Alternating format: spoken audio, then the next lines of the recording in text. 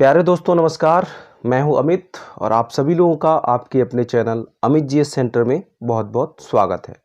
दोस्तों आज की इस वीडियो में हम लोग सामान्य विज्ञान के बहुत ही महत्वपूर्ण प्रश्नों को हम यहाँ पे देखने वाले हैं और बहुत ही इजी वे में देखने वाले हैं। ठीक है, बहुत ही ज़्यादा हाई फाई तरीके से नहीं, बहुत ही इजी वे में हम लोग सामान्य भाषा में इसको समझेंगे। ठीक है, तो चलिए शुरू करते हैं। शुरू करने से पहले आप लोगों से रिक्वेस्ट है कि चैनल को सब्सक्राइब कर लीजिएगा और नोटिफिकेशन बेल को भी प्रेस कर दीजिएगा और लाइक करना मत भूलिएगा। ओके दोस्तों, तो चलिए शुरू करते हैं। पहला प्रश्न देखते हैं हम लोग।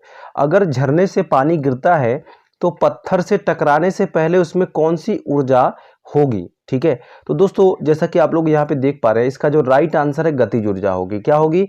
गतिज ऊर्जा होगी। मान लीजिए कि यहाँ पे ये पहाड़ है, ठीक है, और यहाँ झरने से पानी नीचे की तरफ आ रहा है। ठीक है, तो यहाँ पे गति होगी कि नहीं होगी? गति होगी ना इस झरने में। पत्थर पे टकराने से पहले, पत्थर पे टकराने से पहले इस झरने से जो पानी आ रहा है इसमें कौन सी गति होगी? तो इसमें कौन सी ऊर्जा होगी? तो गतिज ऊर्जा, मतलब गति के कारण जो ऊर्जा उत्पन्न होती है उसको गतिज ऊर्जा बोलते हैं। ठीक है, तो गतिज ऊर्जा होगी, इसका राइट आंसर है। अगला प्रश्न देखते हैं। अगर झरने पर पानी गिरता है तो पत्थर पर गिरने के बाद उसकी ऊर्जा में परिवर्तन होता है, तो उसकी ऊर्जा में परिवर्तन क्या होता है? तो गतिज ऊर्जा, पहले तो गतिज ऊर्जा होती है, उसके बाद से जब पानी जो है पत्थर पे गिरता है तो उसके अंदर घर्षण होती है। क्या होती है? घर्षण होती है। और जब घर्षण होता है तो क्या उत्पन्न होता है? तो वहाँ पे ऊष्मीय ऊर्जा उत्पन्न होती है। तो गतिज ऊर्जा से ऊष्मीय या ऊष्मा ऊर्जा यहाँ पर उत्पन्न होगी। ठीक है, तो ये आप याद रखिएगा। अगला प्रश्न, स्टील जंगरोधी बनाते हैं। स्टील को जंगरोधी कैसे बनाते हैं? क्या उसमें मिलाते हैं कि स्टील जो है जंगरोधी बन जाता है? तो उसमें क्रोमियम मिलाते हैं। क्या मिलाते हैं?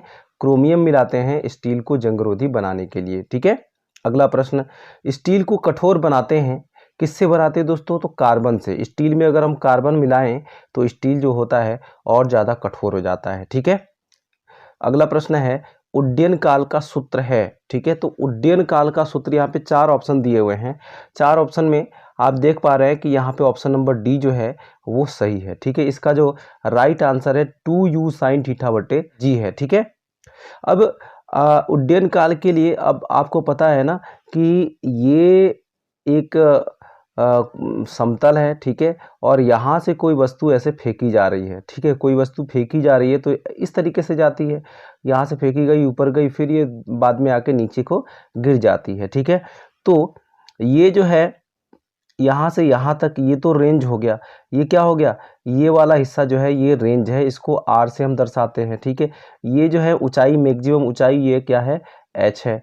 ठीक है, और टी, ये मतलब कि यहाँ से यहाँ तक जाने में जो टाइम लगा, ठीक है, जो टाइम लगा उस वस्तु को, उसको बोलते हैं टी। ठीक है, यानी कि उड्डयन काल, है ना। अब हम समझते हैं कि क्या है।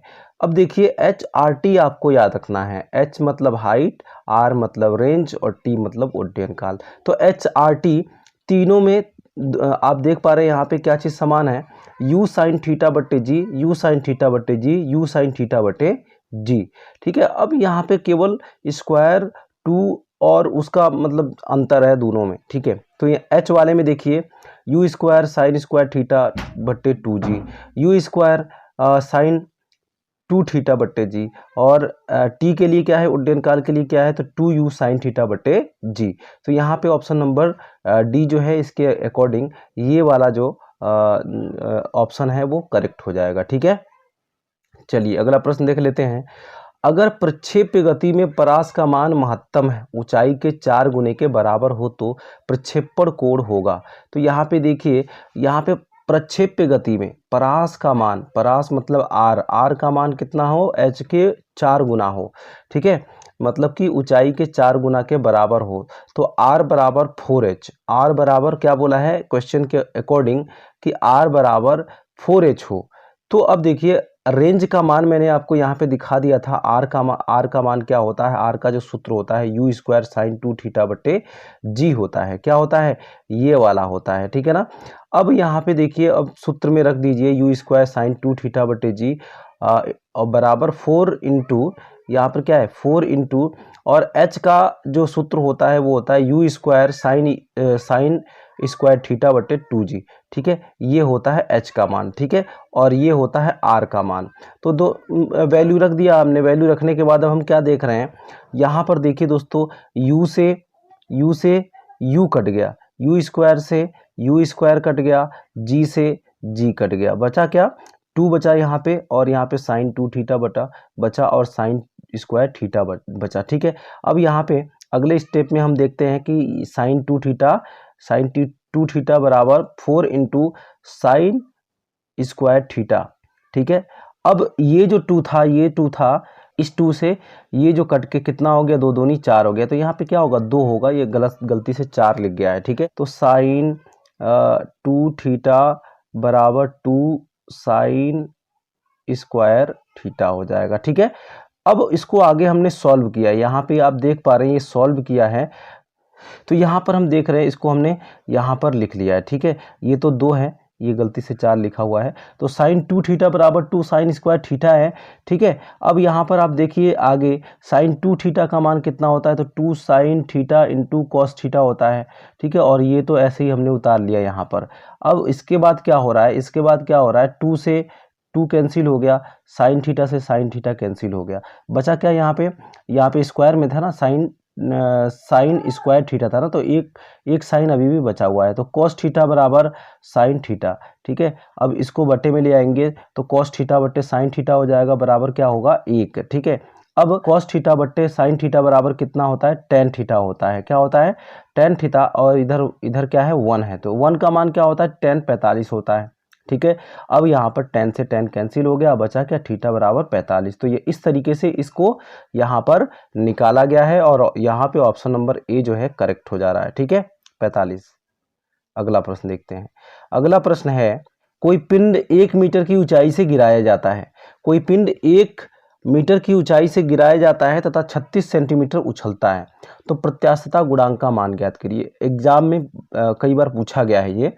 ठीक है, अगर कोई पिंड जो है 1 मीटर की ऊंचाई से गिराया जाता है, अब मान लीजिए कि बॉल ही आपने गिराया, बॉल गिरने के बाद आपको पता है कि उछलती है थोड़ी बहुत। ठीक है, तो कितनी उछली, 35 सेंटीमीटर उछली। अब उसकी प्रत्यास्थता गुणांक का मान ज्ञात करना है। ठीक है, तो प्रत्यास्थता गुणांक का बराबर अगर हम लोग सूत्र बनाएं तो सूत्र क्या है, तो प्रत्यास्थता गुणांक रो बराबर क्या होता है, अंडर रूट ऑफ कितना उछला मतलब कम उछलेगा। ठीक है, जितने ऊपर से गिराया गया उससे थोड़ा कम ही उछलता है, तो कितना उछला बटे जो हाईएस्ट ऊंचाई से गिराया गया था, यानी कि छोटा मान बट्टे बड़ा मान। ठीक है, छोटा मान बटे बड़ा मान अंडर रूट के अंदर होगा। तो छोटा मान क्या है, 36 सेंटीमीटर, इसको भी मीटर में हम लोग कन्वर्ट कर लेंगे, दोनों का हम लोग मात्रक जो है सेम करेंगे। ठीक है, तो यहाँ पर 36 सेंटीमीटर को हमने मीटर में कन्वर्ट कर लिया है। ठीक है, तो कितना हो जाएगा, 100 से भाग करेंगे तो 0.36 मीटर हो जाएगा, और ये 1 मीटर है ही है। अब यहाँ पर 0.36 का अगर वर्गमूल निकालेंगे तो क्या आएगा, तो 0.6 आएगा इसका प्रत्यास्थता गुणांक। ठीक है, तो यहाँ पे ऑप्शन नंबर डी जो है करेक्ट हो जाएगा। अगला प्रश्न देखते हैं, यदि सल्फ्यूरिक अम्ल का अणु सूत्र H2SO4 है तथा भास्मिकता 2 है, तो अम्ल का तुल्यांकी भार कितना होगा। तो यहाँ पर हमको देखिए ऑप्शन नंबर 1 जो है यहाँ पे करेक्ट है, 49। अम्ल का तुल्यांकी भार 49 होगा। कैसे होगा, तो तुल्यांकी भार का जो दोस्तों सूत्र होता है वो क्या होता है, तो वो होता है दोस्तों अणु भार बट्टे H+ की संख्या, मतलब कि हाइड्रोजन आयन की संख्या, या OH आयन की संख्या, या फिर आयन की संख्या, या अम्ल की भस्मीयता। तो यहाँ पे अम्ल की भस्मीयता दिया हुआ है 2। ठीक है, अणु भार निकाल लेते हैं, तो H का होता है परमाणु भार 1 होता है। ठीक है, तो 1 दूनी 2, सल्फर का कितना होता है, 32 होता है। ठीक है, और ऑक्सीजन का कितना होता है, 16, 16 दूनी 16 चौका 16 दूनी 32, 16 चौका 64, 64 प्लस 32 और प्लस 2 कितना हो जाएगा, तो ये हो जाएगा दोस्तों 98 हो जाएगा। ठीक है, तो 98 में हम लोग ऊपर जो अणु भार इसका निकल के आ रहा है H2SO4 का, वो कितना आ रहा है, 98 आ रहा है, 98। और अम्ल की भास्मीयता कितनी है, तो 2 है, 2 भाग करेंगे 98 में 2 से, तो कितना बच जाएगा, 49 बनेगा। इस तरीके से हम लोग क्या निकाल पाएंगे, तुल्यांकी भार निकाल पाएंगे। ठीक है, चलिए आगे देखते हैं, सिलिका जेल क्या है। दोस्तों सिलिका जेल क्या है, इसको हम लोग बहुत ही अच्छे तरीके से जानते हैं। आप लोगों ने देखा होगा डायपर, ठीक है। डाइपर के अंदर आप लोगों ने देखा होगा जब बच्चे सुसु कर देते हैं तो उसके अंदर जेल होता है, ठीक है, जेल बन जाता है ना, जेल। तो उसके अंदर सिलिका भरा रहता है, वो क्या करता है, आर्द्रता को सोख कर अपने आप को जेल में कन्वर्ट कर लेता है। तो सिलिका जेल जो है सुखाने वाला पदार्थ है, किसी पदार्थ को सुखाने के लिए उसमें से मॉइस्चर हटाने के लिए इसका प्रयोग किया जाता है। अगला प्रश्न है, गर्भाशय में भ्रूण को पोषण कौन प्रदान करता है, ठीक है। तो गर्भाशय में भ्रूण को पोषण प्रदान करने वाला जो अंग है वो है प्लेसेंटा, ठीक है, याद रखिएगा प्लेसेंटा है। अगला प्रश्न, रासायनिक बंधन बनने पर क्या होता है। तो रासायनिक बंधन बनने पर हमेशा ऊर्जा बाहर निकलती है, ठीक है, क्या होती है, ऊर्जा बाहर निकलती है। अगला, शुक्राणु कहाँ बनते हैं, तो इसका जो राइट आंसर है वो है वृषण में, ठीक है। शराब पीकर वाहन चलाने के समय ये श्वसन परीक्षण में यातायात पुलिस क्या प्रयोग करती है, ठीक है। तो आप जब भी शराब पीकर या कोई भी शराब पीकर वाहन चलाता है तो पुलिस क्या करती है, उनका शराब का टेस्ट करती है कि उन्होंने शराब पिया है कि नहीं पिया है। एक मशीन लगाती है मुंह के पास, वो बोलती है फूको। जब आप फूकते हैं तो उसके अंदर एक पदार्थ होता है, अपना कलर चेंज कर लेता है, जिससे उनको पता चल जाता है कि उसने शराब पी रखी है वाहन चालक ने, ठीक है। तो उसमें क्या होता है दोस्तों, तो उसमें होता है पोटेशियम डाइक्रोमेट और सल्फ्यूरिक अम्ल होता है, क्या होता है, पोटेशियम डाइक्रोमेट और सल्फ्यूरिक अम्ल उसके अंदर पाया जाता है, जो अपने कलर को चेंज कर लेती है, किसके साथ में रिएक्शन करके, तो C2H5OH के साथ में रिएक्शन करके, किसके साथ में, एथिल एल्कोहल के साथ में रिएक्शन करके वो अपना कलर चेंज कर लेती है, ओके। अगला प्रश्न, निम्नलिखित में से कौन सा सांप जहरीला नहीं है। तो दोस्तों आपको पता है कि अजगर जो है जहरीला सांप नहीं होता है, ठीक है। ये क्या करता है, ये काटता भी नहीं है, ये क्या करता है, निगल जाता है किसी भी अपने भोजन को, ठीक है। निम्नलिखित में से कौन सा ठोस है, ठीक है। तो दोस्तों आपको पता है कि ब्रोमीन जो है ये कैसा होता है, तो ये होता है दोस्तों द्रव अवस्था में, लिक्विड फॉर्म में होता है, ठीक है। और क्लोरीन फ्लोरीन ये जो दोनों हैं ये गैसीय अवस्था में होते हैं, और आयोडीन जो होता है ये कैसा होता है, ठोस अवस्था में पाया जाता है, ठीक है, ठोस अवस्था में। अब आपने नमक देखा ही है, नमक में क्या पाया था, आयोडीन पाया था, तो आयोडीन जो है ठोस अवस्था में पाया जाता है। इसका राइट आंसर है iodine, option number D, I2, ठीक है। अगला प्रश्न है, पानी में हवा का बुलबुला व्यवहार करता है, किसकी तरह व्यवहार करता है, तो अवतल लेंस की तरह व्यवहार करता है, ठीक है, अवतल लेंस की तरह व्यवहार करता है। अगला प्रश्न है, पानी में हवा का बुलबुला कैसा दिखता है, ठीक है, यहाँ पर ये जो है थोड़ा सा गलत लिख गया है, कैसा दिखता है, पानी में हवा का बुलबुला कैसा दिखता है दोस्तों, तो उत्तल लेंस की भांति दिखता है, ठीक है। अगला प्रश्न देखते हैं, निम्नलिखित में से कौन सा ईंधन न्यूनतम पर्यावरण प्रदूषण उत्पन्न करता है। तो दोस्तों जो हाइड्रोजन है, ठीक है, ये बहुत ही कम पर्यावरण प्रदूषण उत्पन्न करता है, ठीक है, इसका ऊष्मीय मान बहुत ही अधिक होता है, ठीक है। लेकिन अगर प्रयोग के आधार पर देखा जाए तो सबसे कम, मतलब हाइड्रोजन का तो उपयोग हम लोग कर ही नहीं पाते हैं, ठीक है, नॉर्मली हमने व्यवहारिक जीवन में इसका प्रयोग नहीं कर पाते हैं। तो सबसे ज़्यादा अगर हम व्यवहारिक जीवन की बात करेंगे तो CNG है, ठीक है, CNG भी बहुत ही कम पर्यावरण प्रदूषण उत्पन्न करता है। लेकिन अगर यहाँ पे प्रयोग के आधार पे नहीं पूछा है, खाली ईंधन के आधार पे पूछा है, तो कौन सा ईंधन पर्यावरण को बहुत ही कम प्रदूषित करता है, तो वो होता है हाइड्रोजन, ठीक है। अगर ऑप्शन में CNG दिया होगा, हाइड्रोजन नहीं दिया होगा, तो आपको CNG लगाना पड़ेगा, ठीक है। आज के वीडियो में बस इतना ही। उम्मीद करता हूँ कि ये वीडियो आपको पसंद आई होगी। वीडियो पसंद आई तो वीडियो को लाइक कर दीजिएगा, दोस्तों में शेयर कर दीजिएगा। मिलते हैं अगले वीडियो में, तब तक के लिए बाय बाय।